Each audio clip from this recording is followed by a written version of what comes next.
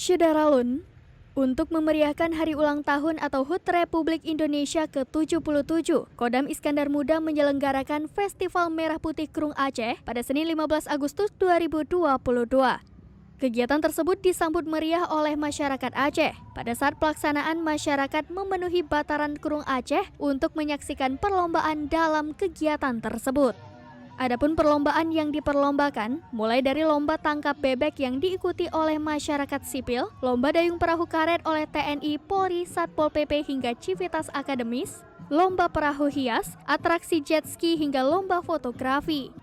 Panglima Kodam Iskandar Muda Maijen TNI Muhammad Hasan dalam sambutannya mengatakan, kegiatan hari ini untuk memeriahkan HUT Republik Indonesia sekaligus memperingati Hari Perdamaian Aceh ke-15 tahun. Ia menyebutkan, kegiatan ini bisa menjadi media untuk mempererat silaturahmi sebagai wujud kebersamaan semua pihak.